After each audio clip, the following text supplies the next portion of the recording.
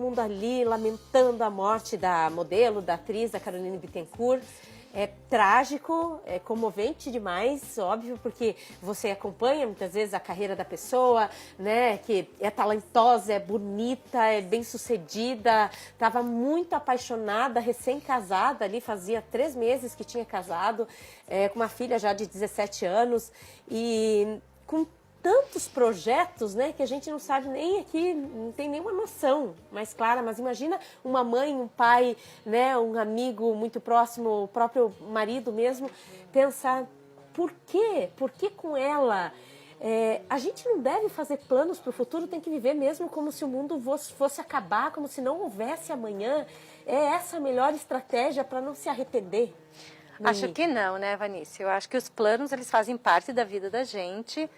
E também ela tinha os planos dela e foi vivendo, né? A gente precisa viver a vida como se a gente fosse viver muito, viver para sempre, viver eternamente, porque todos os dias você vai criando novas coisas, você vai criando novos laços, você vai criando a tua história. Porque enquanto a gente está aqui nesse mundo, nós estamos escrevendo a nossa história. E como a gente não sabe quando é o final, né, da história, é importante estarmos aí criando, sim, planos, projetos para o futuro. Não atormentados pelo fantasma da morte, por saber que ninguém, né, vai escapar dela, então, ok, vou ficar focado só nisso. Se nós ficar focados só na morte, a gente não vive, porque ela é assustadora na maioria das vezes, né? É assustador para as pessoas que querem viver, que querem crescer e que querem estar nesse mundo, é assustador pensar que tem um fim. Então, o fim, ele vem independente do nosso pensamento. É importante que a gente viva, assim, cuidando, preservando a vida, né, Vanice? Porque também a gente não pode viver aquilo que nós estávamos falando antes, como se não houvesse amanhã. Então, hoje eu quero viver tudo porque eu não sei se amanhã eu vou estar aí. Agora, sem medir consequências. Porque você vai estar, e se tu não mede consequência, amanhã você vai estar aí, você vai que ter o dia que dar seguinte, conta. né? E vai ter o dia seguinte. Sim. E você vai ter que dar conta.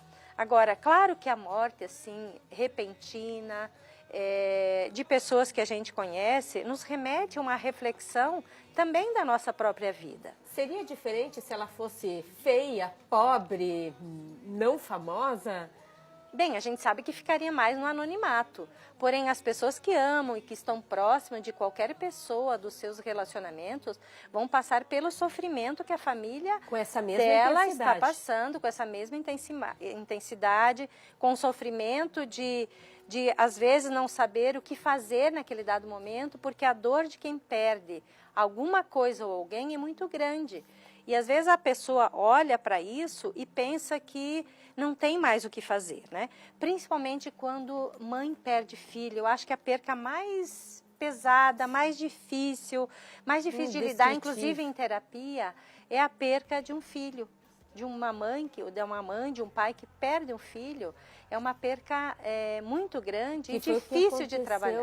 O Noemi aqui em Cascavel nos últimos dias, né, com a morte da menininha com 5 anos de idade ali, por H1N1, né, com a suspeita da gripe. Então, todo mundo não sabe nem o que fazer para confortar, do que essa pessoa precisa.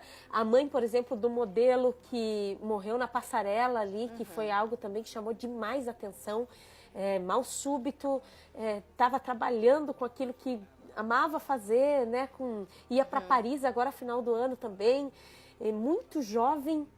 Tem algo que possa ser pior do que morrer nessas circunstâncias jovem? Bem, não sei se tem algo que seja pior, mas é algo que seja importante pensar, porque quem fica precisa continuar, né?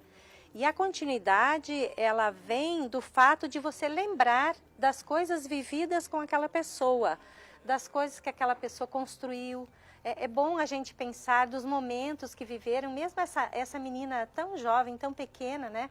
Como é que essa mãe vai lidar com essa dor, com esta coisa que é quase como querer morrer também, não é? Quase insuportável essa dor.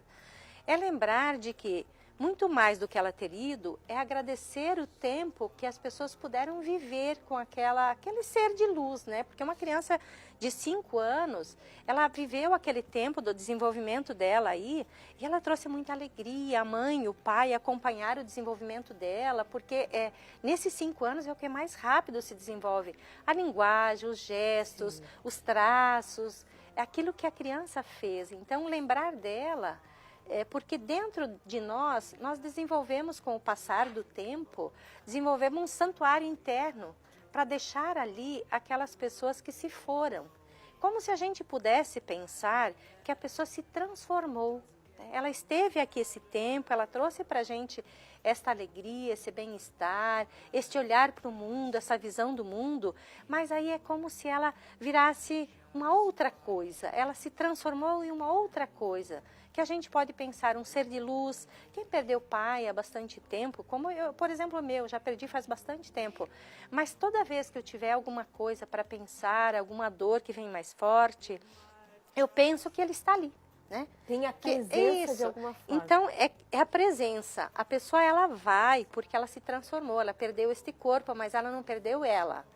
As mães que perdem seus filhos, elas sempre vão ter esse filho. Todos são únicos. É único. E a mãe tem este filho, e tem esse filho nesse santuário interno, que toda vez ela vai ficar conversando com ela, vai ficar lembrando daqueles momentos, então vai ficar até mesmo fazendo plano, né, de encontrar-se de alguma forma, né? As mães às vezes ficam muito tempo falando disso, dizendo disso, trocando as coisas que ela viveu e vivendo também, revivendo esse momento que viveu com esta filha aí, que de alguma forma não está fisicamente aqui com eles, mas ela está no seu pensamento, na sua presença, no seu respirar, né? Porque eu acho que as mães, elas respiram e elas estão conectadas com seus filhos em qualquer parte que eles estiverem. Então, essa mãe vai estar respirando, este pai vai estar respirando e vai estar na presença desta criança que ela vai vendo sempre e mantendo ela muito próximo. Assim como esses que perderam, essa mãe que perdeu esse filho modelo, não é? Sim. Ela vai ter foto, ela vai ter momentos, ela vai ter lembrança, ela vai presentificar a existência desse filho para sempre, né? Para sempre. Tem gente que chega aos 90 anos e não viveu muitas vezes metade do que aos 37 ou menos que isso tenha vivido. Então, aproveite, né? Intensamente. O que não dá para deixar para amanhã de forma alguma, mesmo não partindo para o extremo? Bem, Vanessa, eu entendo que a gente precisa dizer e falar do sentimento, das emoções, o tempo inteiro para as pessoas que a gente ama. Porque a gente verbalizar, porque as pessoas esperam que alguém adivinhe o que tu está sentindo. Então, dizer sempre do amor que tem um pelo outro, incentivar também enquanto estiver ali, o tempo inteiro. Elogiar, né? Trazer as coisas boas que aquela pessoa tem, porque todos nós temos coisas boas e coisas ruins dentro de nós. Né? Perdoar é importante, além de perdoar ser importante, é libertador, não é? Poder perdoar as pessoas é libertador.